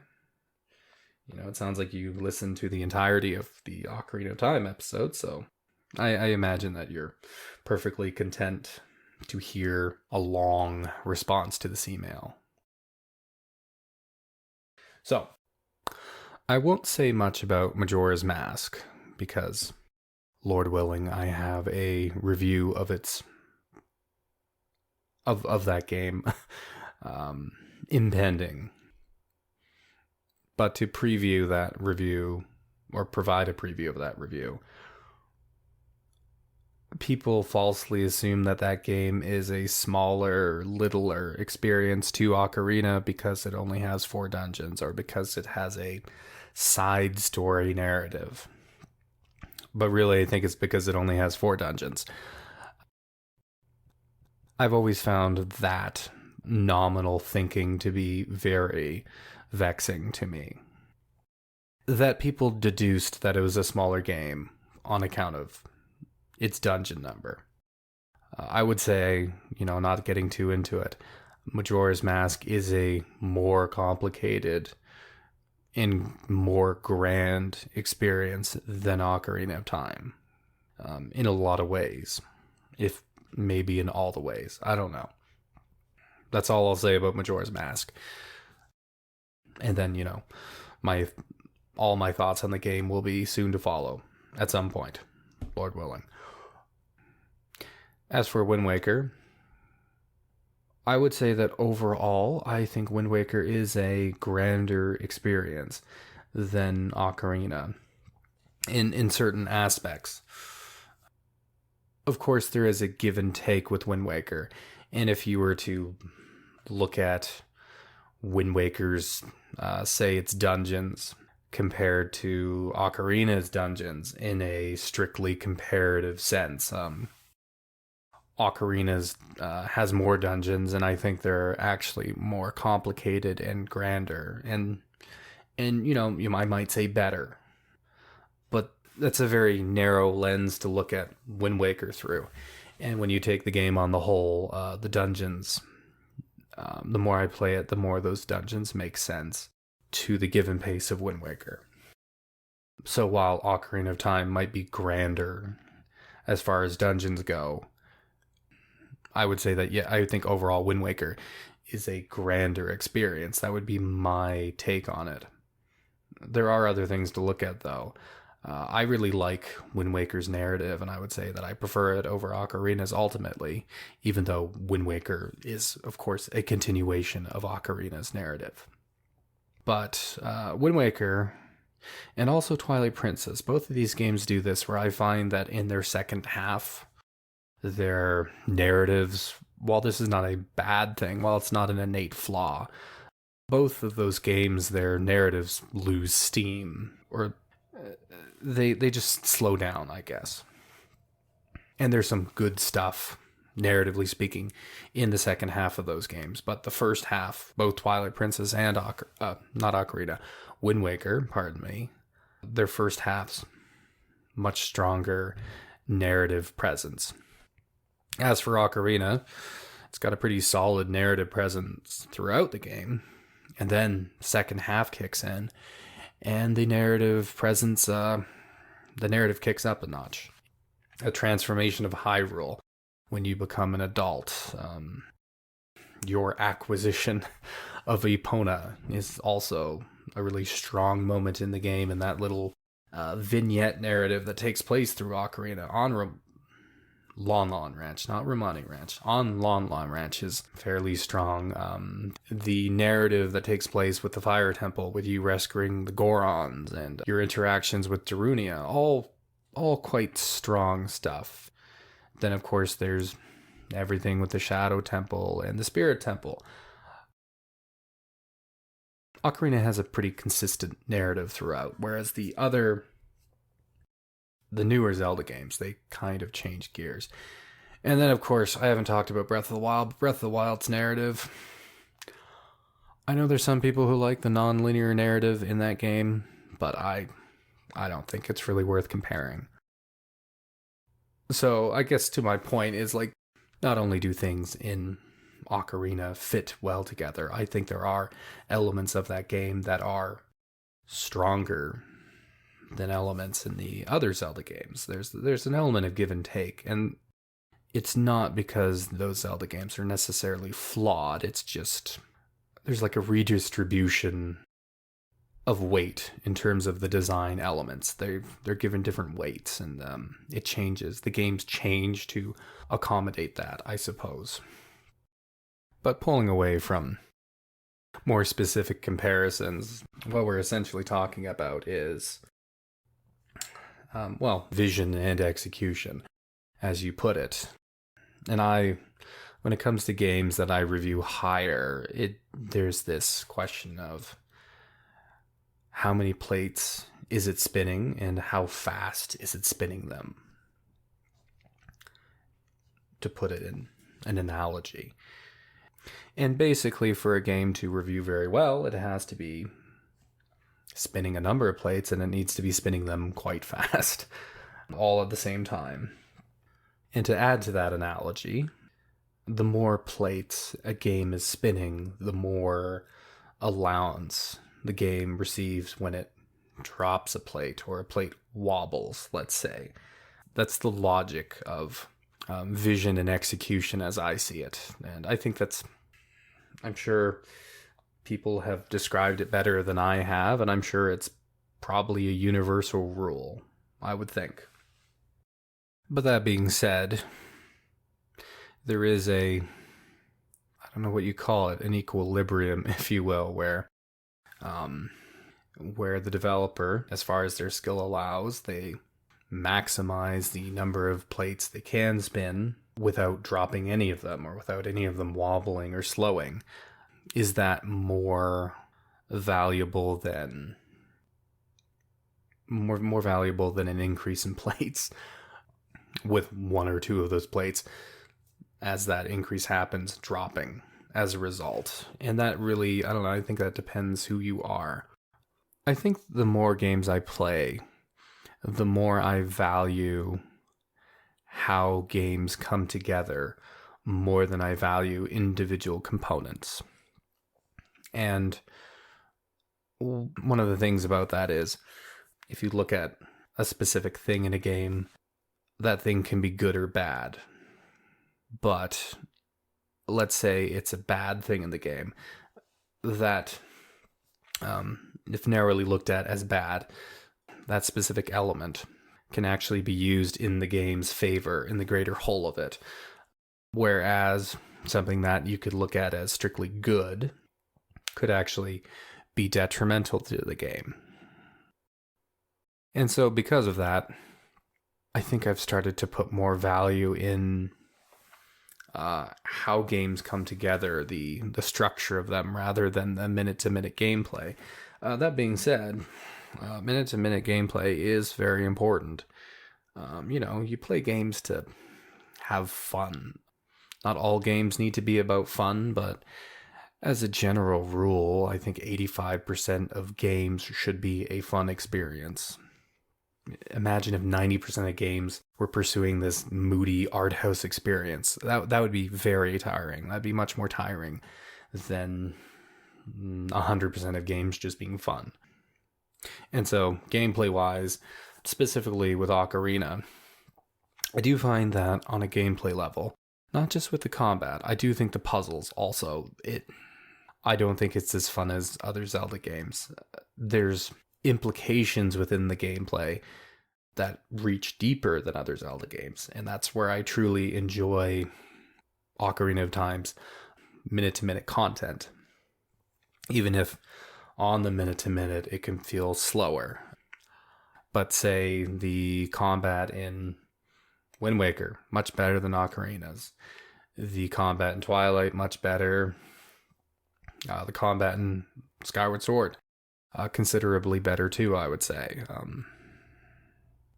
Even puzzles, especially in something like Twilight Princess. I think the individual puzzles in Twilight Princess blow Ocarina of Time out of the water. But at the same time, the thing I like about Ocarina is that there are, as I mentioned, deeper implications with the gameplay and with the puzzle solving that is not as present in Twilight Princess. Twilight Princess famously has the issue where items don't typically matter beyond their respective dungeons. And that's not a huge problem, but it does make the gameplay feel a bit shallow, or the usage of the item. As for Ocarina, the thing I like about Ocarina is the hookshot in Ocarina can be used on any object that's wooden, including oak shake or pine shake on a roof. And so, as a player, there's a deeper thought process in something like Ocarina, because there's just a deeper implication to what item you have and how you're utilizing it, especially with like the hookshot or the hover boots. The hover boots just work anywhere. And so there's this while I didn't personally have this experience, there'd be a thought, a thought. There'd be a thought process that could happen with the hover boots. A player could start really thinking about where they can use them, what items were just out of reach that extra hover boot kick might get them to, that kind of thing. And I hope I haven't strayed too far from the question that you've posited to me, but now I'm, talking about methodology. And methodology isn't necessarily as on the surface as moment to moment fun gameplay, but I enjoy Zelda games when there is a level of player methodology involved in them, in addition to content that's authored by the developer as well. I've already delved into the concept of methodology more than I should have already, so I'll back out of that. But all to say that, let's take a game like Twilight Princess. It may have more things going on in it than a game like Ocarina of Time, but I find that the game, it's not lacking for methodology. It's just not as... I find that the mechanics in the game don't have the deep implications that would encourage a player's own methodology. And so that's one aspect to look at when looking at how a game's qualities and components interact with each other. If I've gone into uncharted waters, I apologize. I'll bring it back to your email specifically, one point that you make. You stated in your email that the fact that it was their first 3D Zelda and that they were doing it on problematic hardware limited the vision in Ocarina of Time. Now, I wouldn't disagree with the notion that the newer Zelda games pursue a grander vision in areas that Ocarina of Time doesn't. That's not a disagreeable statement at all. That being said, I think Ocarina of Time actually has a fair bit going for it. One of my little thought experiments that I'm thinking of, it involves the 3DS, and I consider the 3DS to be more or less a portable GameCube. And when I think about what games exemplify that thought I have, the first ones I jumped to, or did jump to in this specific instance, was Ocarina of Time and Majora's Mask. And then it took me a second, but I then realized those are N64 games, so your thought experiment is incorrect. That being said, I think graphics aside, there's a reason why I equated Ocarina of Time and Majora's Mask to GameCube titles, because I do think they transcend N64 hardware in terms of their greater design. I think they have a lot more going on than almost every N64 game out there. Lots of components and dynamic elements within them.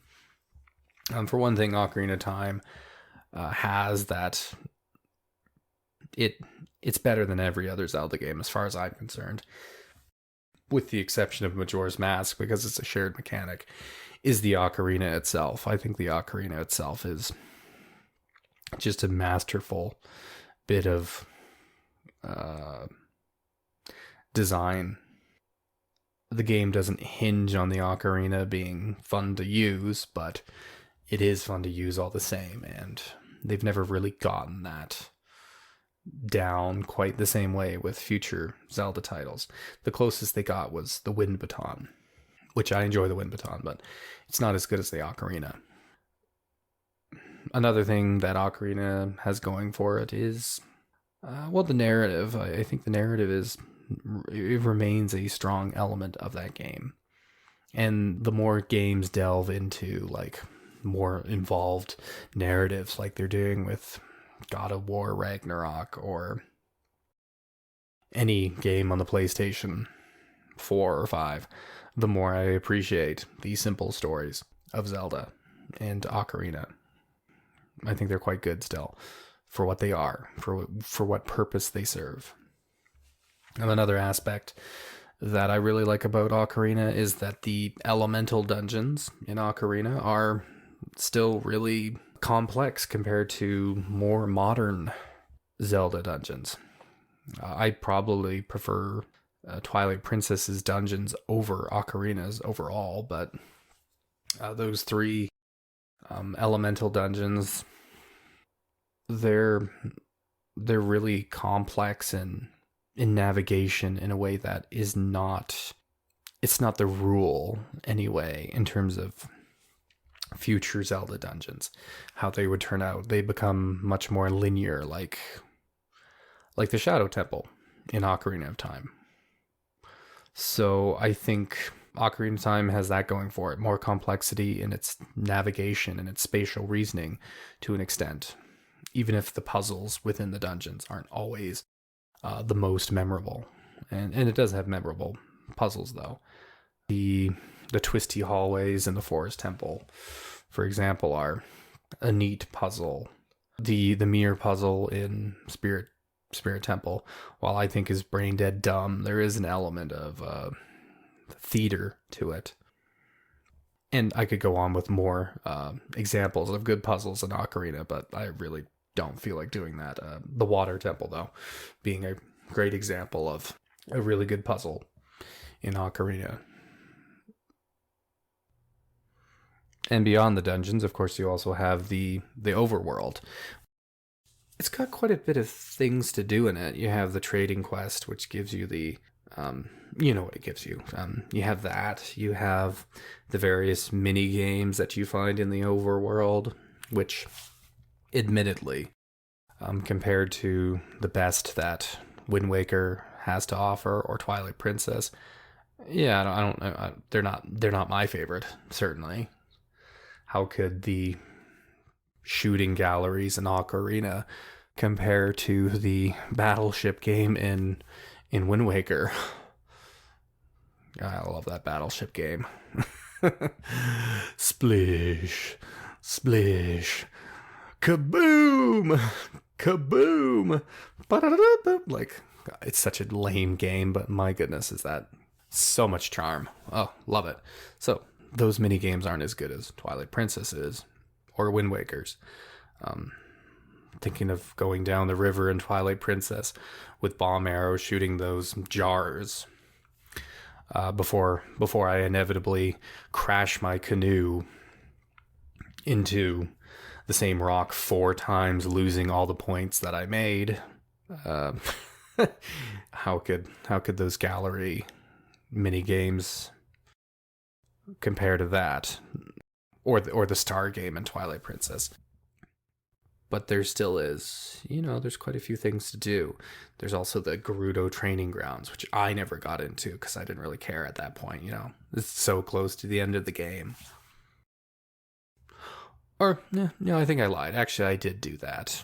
I don't think I did it in this playthrough, but either way, you got that to do. And every time I go up the Zora River, I lose 2 hours just dithering there because there's so many things to catch your eye. I think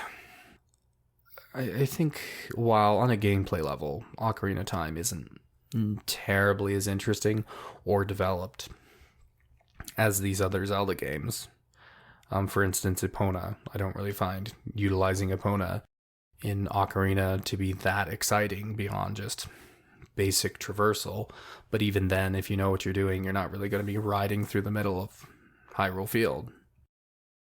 Compare that to riding Epona in Twilight Princess, much more satisfying, including the combat that goes with it in Twilight Princess. But, as to the point I'm getting at, I don't know if I consider Ocarina of Time to be that limited. It might be more limited than these future Zelda games. I'm not going to dispute that. It's a fair point. However, I think Ocarina of Time has quite a few things going for it, and it binds them together quite flawlessly, as I see it. Whereas these other future Zelda games, there's always something to point to with them. With Wind Waker, it's the Triforce hunt, which I think that Triforce hunt is... the issues that people have with it are overblown. I really don't have any issues with it myself. It's not perfect, like it still is a disruption in the flow of the gameplay in a negative way, but not to the degree that people make it out to be. And then with Twilight Princess, I thought Twilight Princess has like a bunch of smaller issues that I've always kind of hand-waved because I really don't think they're that big of a deal, but when you look at all of them all together all at once, it's something that I have to acknowledge to some degree. For one thing, I think Twilight Princess, I think the fact that the game is too easy really makes the game less enjoyable just because it's too easy. If it was a little harder, things would gel together better. And since it isn't, obviously, those things don't... There's an element of pointlessness to them. Playing Twilight Princess with quadruple damage on the Wii U makes that game a little tighter in a way that's not night and day, but it's very noticeable. And then there are many other issues with Twilight Princess. There are certain things that they make you do in the game that, from a design point, aren't that great. They do a really good job of dressing them up, though, as I see it. But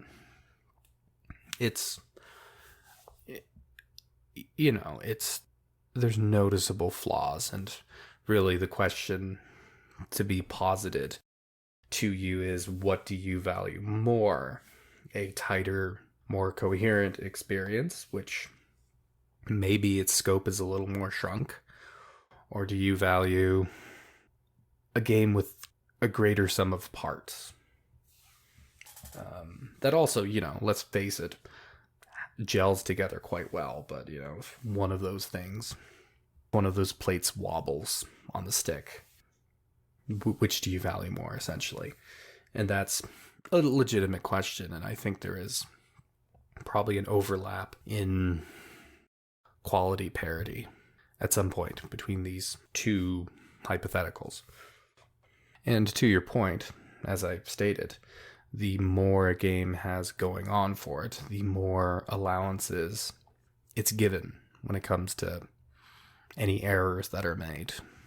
So, as for my part, I probably enjoy a game like Twilight Princess more than Ocarina by a considerable margin. Well, not as considerable a margin as it used to be. But I would say that overall, I gave Ocarina of Time a 9 out of 10. And I gave Twilight Princess an 8.5 out of 10.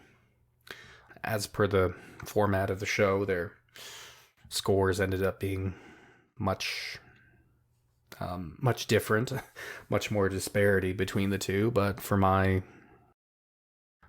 intentions, I think there's not that much difference in quality. But I do think Ocarina is better than Twilight Princess, even though that was never my hill to die on myself.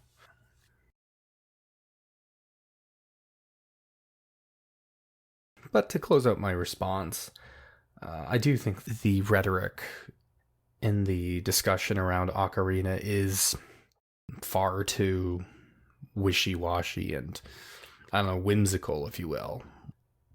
It's a pretty magical game, but it's not this flawless, perfectly timeless experience. Like, I never even touched on the audio visuals between these games. I think Ocarina of Time is audiovisually considerably weak compared to future Zelda games, there is an element of, what would you call it? Judging it against the N64 paradigm, that it doesn't soften the blow, but it's not a flaw so much. It's just that I think these future Zelda games like Twilight Princess, games like Wind Waker, they're considerably better looking than Ocarina of Time.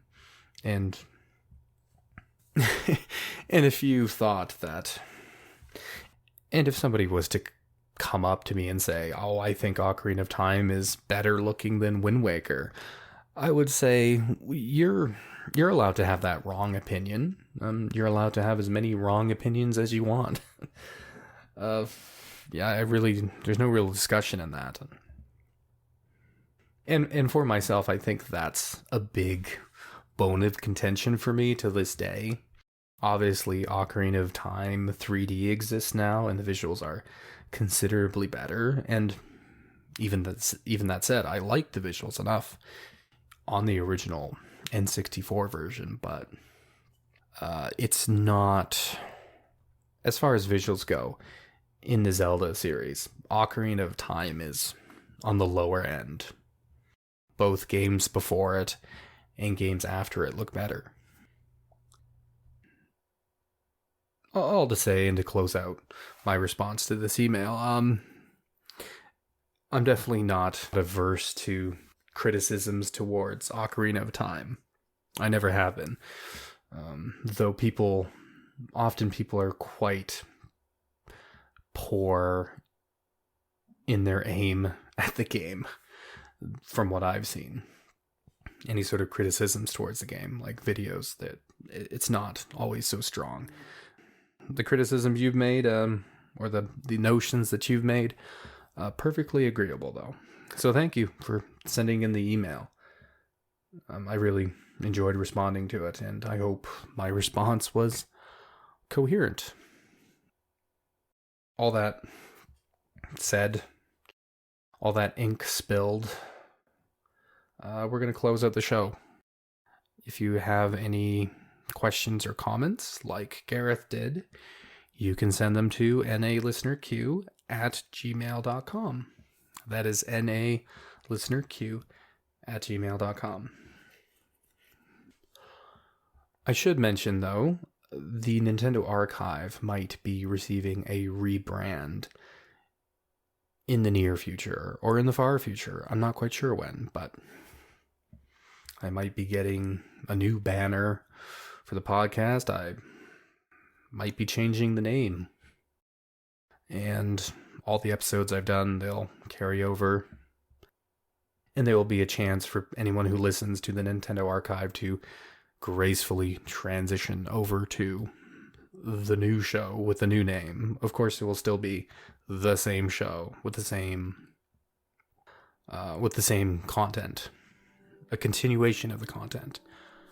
That being said, when is that happening? I don't actually know, but look out for it if you enjoy this content.